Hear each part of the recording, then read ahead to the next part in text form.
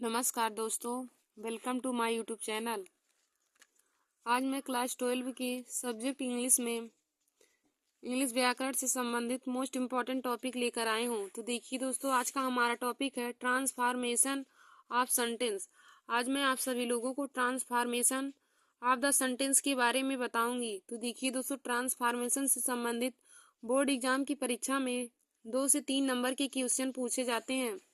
तो आप लोग हमारे इस वीडियो को जरूर देख लीजिए। देखिए दोस्तों, ट्रांसफॉर्मेशन हर कंपटीशन की परीक्षाओं में भी पूछे जाते हैं और क्लास 12 के स्टूडेंट के लिए यह बहुत ही महत्वपूर्ण टॉपिक है, जो आपकी बार 2025 में बोर्ड एग्जाम की परीक्षा देंगे उनके लिए यह बहुत ही महत्वपूर्ण टॉपिक है। तो आज मैं आप लोगों को ट्रांसफॉर्मेशन ऑफ द सेंटेंस के बारे में बताऊंगी।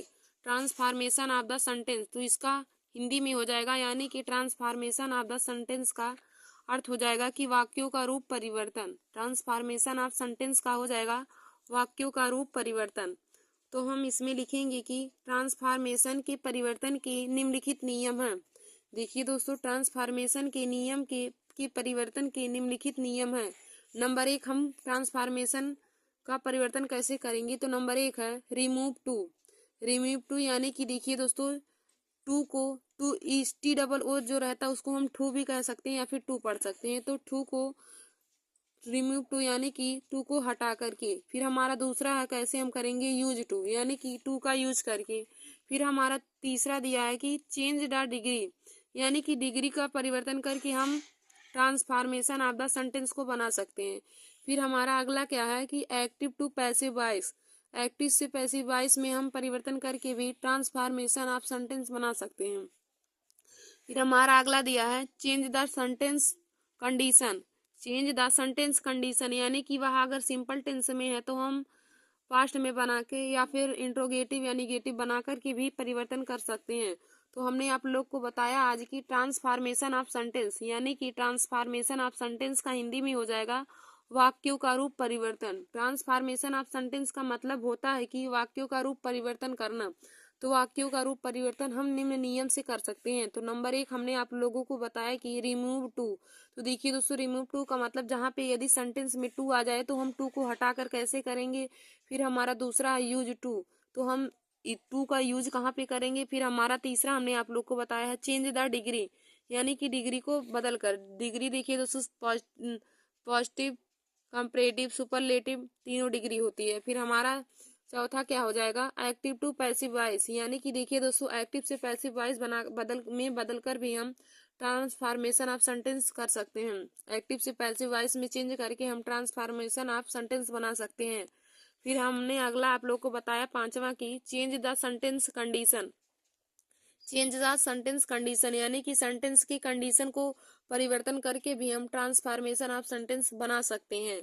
तो दोस्तों, अब मैं आप लोगों को पहले रिमूव टू बताऊंगी, यानी कि टू को हटाकर हम कैसे वाक्यों का रूप परिवर्तन करेंगे। तो आप लोग हेडिंग डाल लीजिए। नंबर 1 रूल है रिमूव टू। हमारा पहला एक रूल है रिमूव टू, यानी कि टू को हटा के हम वाक्यों का रूप परिवर्तन कैसे करेंगे, तो इसमें हम आप लोग को बताएंगे। तो आप लोग पहला हेडिंग डाल लीजिए रिमूव टू और इसमें लिखेंगे रूल नंबर 1। तो देखिए दोस्तों, रिमूव टू में आप रूल नंबर 1 लिखेंगे कि इस प्रकार के प्रश्न में एक वाक्य दिया होता है। इस प्रकार के वाक्य में या इस प्रकार के प्रश्न में एक वाक्य दिया होता है तथा वाक्य में टू, यानी इसको हम टू भी कर सकते हैं, टू व टू दिया होता है। तो टी डबल ओ टू की जगह पे हम सो बदल देते हैं तथा टी ओ जहाँ पे रहेगा उसको हम दैट ही कैन नॉट में बदल देंगे। देखिए दोस्तों, हमने आप लोग को रिमूव टू में बताया रूल कि इस प्रकार के प्रश्न में एक वाक्य दिया होता है। देखिए दोस्तों, रिमूव टू वाले में हम रूल नंबर 1 लिखेंगे कि इस प्रकार के प्रश्न में एक वाक्य दिया होता है तथा वाक्य में too T double O too व टी ओ टू दिया होता है। तो टू की जगह पे यानी कि टी डबल ओ जहाँ पे रहेगा उसको हम सो में बदल देंगे। जब हमें उदाहरण दिया रहेगा तो देखिए दोस्तों, टू की जगह पे हम सो बदल देंगे। तो हमने इसमें लिखा है कि टी डबल ओ को सो में तथा टी ओ को यानी कि टू को दैट ही कैन नॉट में बदल देंगे। तो हमने रूल नंबर 1 आप लोग को बताया कि जब कोई उदाहरण दिया रहेगा, इस प्रकार के वाक्यों में हमें उदाहरण दिया रहेगा और हम वाक्य में टू की जगह पे सो बदल देंगे, ठू की जगह पे सो लगा देंगे और टू की जगह पे दैट ही कैन नॉट लिख देंगे। ठू की जगह पे सो लिख देंगे और टू की जगह पे दैट ही कैन नॉट लिख देंगे। तो हाँ देखिए यहाँ पे जैसे उदाहरण दिया है, he is too by to come here, he is too by to come here. तो देखिए दोस्तों हमारा उदाहरण क्या दिया है, he is too by to come here, to come here. देखिए दोस्तों हमारा उदाहरण यही है कि he is too by to come here. इसी को हमें चेंज करना है, इसी का हमें ट्रांसफॉर्मेशन ऑफ सेंटेंस में बदलना है। तो देखिए दोस्तों जैसे बोर्ड एग्जाम की परीक्षा में हमें दे देगा, ऐसे सेंटेंस दे देगा और हमें करना क्या रहेगा कि ट्रांसफॉर्मेशन ऑफ सेंटेंस मतलब वाक्यों का रूप हमें परिवर्तन करना है। तो हम कैसे इसे पहचानेंगे, तो देखिए दोस्तों हमने आप लोगों को रूल नंबर 1 बताया है कि जब हमें क्वेश्चन में इस प्रकार के वाक्यों में एक उदाहरण दिया रहेगा और जिसमें हमें TOO ठू और टू मिलेगा, जिसमें हमें ठू और टू मिलेगा, इसको देखिए दोस्तों आप ठू पढ़ेंगे और इसको टू, तो ठू और टू जिसमें दिया रहेगा तो हम उसमें ठू को रिमूव करेंगे, यानी कि हम TOO की जगह पे हम सो लगा देंगे और TO की जगह पे दैट ही कैन नॉट।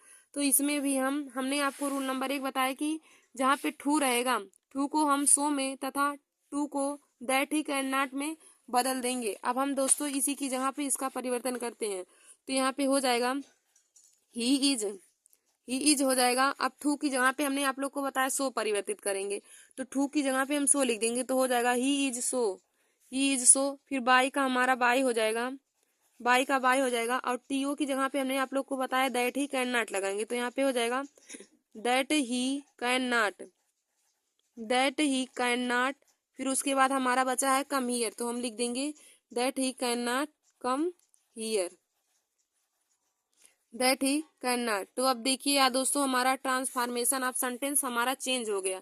तो हमने इसको बना दिया, he is too by to come here हमें क्वेश्चन में दिया था, तो हमने इसको बनाया he is so by that he can not come here. तो हमने आप लोगों को रूल नंबर 1 बताया कि जब हमें इस प्रकार के वाक्यों में एक प्रश्न दिया रहेगा उसमें हमें ठू तथा टू दोनों दिया रहेगा, उसमें हम ठू की जगह पे सो तथा टू को दैट ही कैन नॉट में बदल देंगे।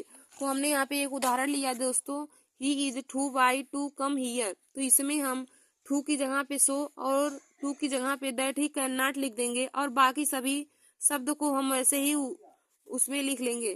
तो देखिए दोस्तों he is too by to come here, तो हम टू की जगह पे सो लिख देंगे तो हो जाएगा ही is so by that he can not come here हो जाएगा। तो हम दूसरा उदाहरण लेके आप लोग को बताते हैं। तो हमने यहाँ पे दूसरा उदाहरण लिया है दोस्तों, जैसे द लायन इज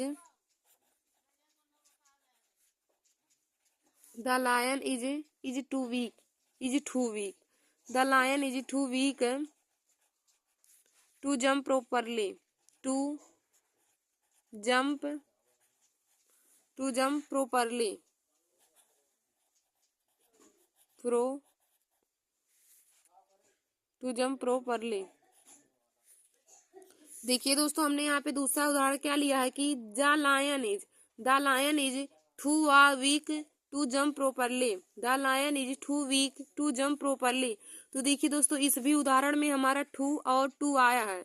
तो हमने बताया जब उदाहरण में हमारा टू और टू आएगा तो हम टू की जगह पे सो और टू की जगह पे दैट ही कैन नॉट का यूज करेंगे। तो हम यहाँ पे और बाकी सभी सेंटेंस को वैसे हम लिख देंगे। तो यहाँ पे हमारा हो जाएगा द लायन इज और टू की जगह पे हम सो लिख देंगे, तो the lion is so weak, the lion is so weak. अब देखिए दोस्तों हमारा टू आया है तो हमने आप लोग को बताया टू को हम दैट ही कैन नॉट में लिखेंगे, तो यहाँ पे लिख देंगे दैट ही कैन नॉट हो जाएगा आगे हमारा दैट ही कैन नॉट। फिर हमारा आगे जंप प्रॉपरली वैसे हम लिख लेंगे that he can not jump properly,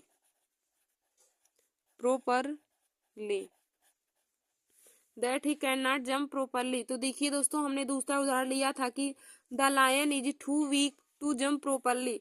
तो हमने बताया कि जब ऐसे वाक्यों में हमें टू और टू दिया रहेगा तो हम कैसे चेंज करेंगे। तो हम टू की जगह पे सो और टू की जगह पे दैट ही कैन नॉट का यूज करेंगे। तो हमने यहाँ पे टू की जगह पे हमने सो और टू की जगह पे दैट ही कैन नॉट लगा दिया, तो हमारा क्या हो जाएगा सेंटेंस, द लायन इज हो जाएगा टू की जगह पे so, the lion is so weak that he can not jump properly. तो देखिए दोस्तों, हमने आप लोग को पहला रूल बताया कि रिमूव टू, यानी कि हम टू को हटा के कैसे प्रयोग करेंगे। तो हमने बताया कि इस प्रकार के प्रश्न में एक वाक्य दिया रहेगा तथा वाक्य में टू और टू दोनों दिया रहेगा। वाक्य में टू और टू दोनों दिया होता है, हम टू की जगह पे सो तथा टू की जगह पे दैट ही कैन नॉट में बदल देंगे। टू की जगह पे हम सो तथा टू की जगह पे दैट ही कैन नॉट का परिवर्तन करेंगे। तो दोस्तों, हमने यहाँ पे पहला जैसे उदाहरण लिया था, पहला उदाहरण लिया है he is too by to come here, he is too by to come here. तो हमने आप लोग को बताया कि टू की जगह पे हम सो तथा टू की जगह पे दैट ही कैन नॉट का यूज करेंगे। तो यहाँ पे हो जाएगा ही इज, टू की जगह पे सो हो जाएगा ही इज सो बाई, और टू की जगह पे हो जाएगा दैट ही कैन नॉट, उसके बाद कम हियर। तो देखिए दोस्तों, ऐसे वाक्यों में हम से केवल टू और टू की जगह पे परिवर्तन करते हैं। टू को हम सो में और टू को, तो हो जाएगा कि he is so by that he can not come here. फिर हमने अगला उदाहरण लिया था कि the lion is too weak to jump properly. तो देखिए दोस्तों, इस वाक्य में भी हमारा टू और टू आया है, तो टू को हम सो में और टू को दैट ही कैन नॉट में परिवर्तन कर देंगे। तो हो जाएगा the lion is so weak that he can not jump properly. तो आशा करती हूँ कि आप लोगों को हमने जो पहला रूल बताया वह समझ में आया होगा। तो पहले हमने रूल बताया कि रिमूव टू, यानी कि टू को हटा के हम कैसे यूज करेंगे। तो हमने उस पर दो उदाहरण लेके आप लोगों को समझा दिया है। दोस्तों, हम आगे बताएंगे आप लोगों को। इसमें अगला रूल हमारा क्या है कि जब पहले वाक्य में सब्जेक्ट के बाद पास्ट टेंस की helping verb was were had या डिड प्लस में वर्ब का थर्ड फॉर्म हो तो टू को सो में बदल दिया जाता है तथा टू के स्थान पर दैट ही कुड नॉट का प्रयोग किया जाता है। देखिए दोस्तों, हम इसमें दूसरा रूल क्या हो जाएगा, रिमूव टू में दूसरा रूल, जब पहले वाक्य में सब्जेक्ट के बाद पास्ट टेंस की हेल्पिंग वर्ब दी हो, पास्ट टेंस की हेल्पिंग वर्ब यानी कि वाज वेयर या फिर हैड या डिड दिया हो और प्लस में वर्ब का थर्ड फॉर्म दिया हो, तो टू को हम सो में बदल देते हैं, लेकिन हम टू की जगह पे दैट ही कुड नॉट का यूज करेंगे। तब वहां पे दैट ही कैन नॉट का यूज नहीं करेंगे। जब वर्ब का थर्ड फॉर्म आएगा तो वहां पे दैट ही कुड नॉट का प्रयोग किया जाएगा।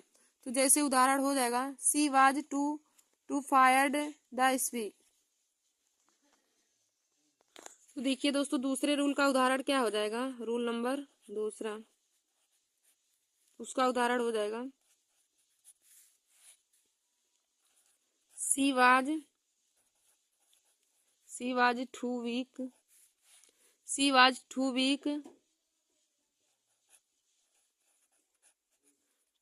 To speak. तो हमने दूसरा वाला उदाहरण लिया, दूसरे रूल पे हमने दूसरा रूल आप लोग को बताया था है कि जब पहले वाक्य में सब्जेक्ट के बाद पास्ट टेंस की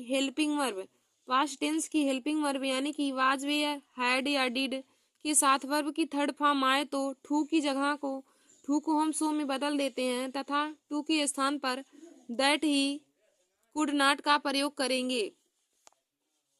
देखिए दोस्तों, हमने बताया कि जब पहले वाक्य में सब्जेक्ट के बाद हमारा यहाँ पे सब्जेक्ट के बाद देखिए दोस्तों हेल्पिंग वर्ब आया है और पास्ट टेंस का हेल्पिंग वर्ब आया है, तो हम टू को सो में बदल देंगे और टू की जगह पर दैट ही कुड नॉट का प्रयोग करेंगे। तो यहाँ पे हो जाएगा सी वाज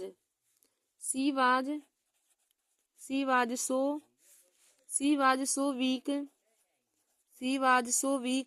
और टू की जगह पे हो जाएगा that he could not, she was so weak that he could